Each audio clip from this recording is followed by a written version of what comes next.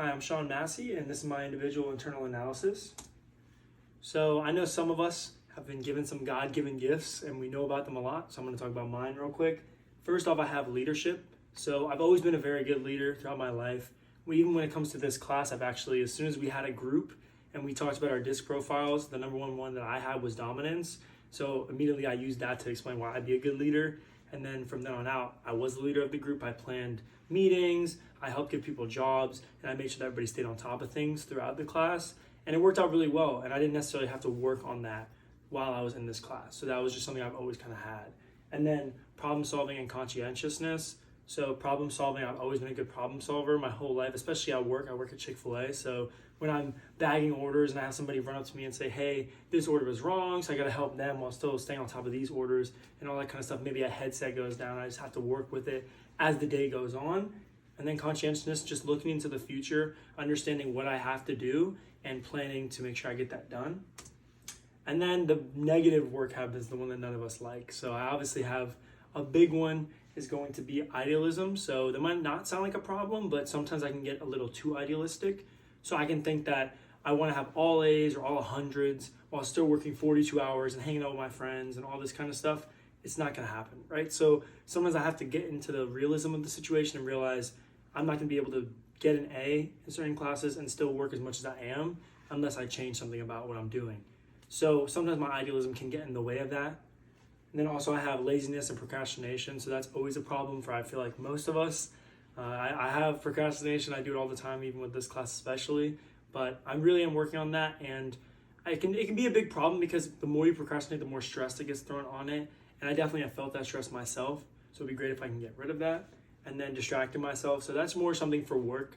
I can try to focus on one task, but I'll hear something go off, or I'll see somebody working with a customer and I might turn my attention away from it. And then I'll start failing at the task I'm currently doing, just like the switch tasking we were talking about in the beginning of the year. So being able to focus on one task would just definitely help me. My weakness is into strength. So idealism can be used to lead a team, right? If I push towards a really high achieving goal that some people might think we can't even get to, I can get them close to it, right? Always shoot for perfection. So I think that can definitely be a strength. I just need to know where to use it. And I think if I use it more in leadership than I do with my own task, it'll definitely help.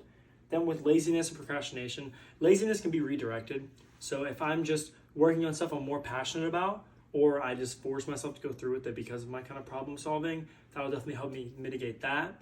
And then procrastination can be solved with just scheduling and problem solving. So if I schedule my work ahead in advance, like I already have my work schedule a week in advance. So I can work around when I'm going to do my homework. If I just make sure I do that, I sit down and really write it out, that'll help me get rid of that. And then last but not least, distractions can be handled. I can make sure to not necessarily do 10 things at once, right? Like if I do have better scheduling as well, it'll help me not have to worry about 10 different things at once. And I'll be able to focus on one task, do it well, and do it quick. And like I said, the actions I'm going to take are just better scheduling to help with all of those. I'm going to communicate with my peers. So maybe with group projects, if I feel like I'm going to procrastinate or I'm going to work on something on a later date, I should let them know so they're not blindsided and they know I'm still leading the group. I'm still paying attention, staying on top of them and myself.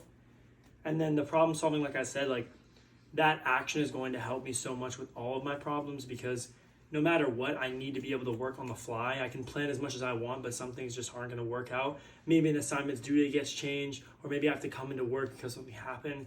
So that problem solving is going to have to stay with me. And then isolating tasks, so that just means working on one thing at once and not trying to flip between 3 different places. And then finally, the impact it's going to have on me is I will be a better leader because I won't be procrastinating and getting distracted, and I'll be able to focus on the team. And then I'll also be a better team member because I will be able to get my part of the work done, and I won't have to worry about putting too much on my group. And then also, having a more concise schedule is going to help me in my entire life because I can do more, right? If I have all my stuff laid out, I really get to see how much time I have. And if I get it done early, then I have even more time to explore more of my interests or maybe get ahead for the next week. So now that we know kind of what kind of God-given gifts can help you, I really appreciate what this class has done for me. And thank you for your time.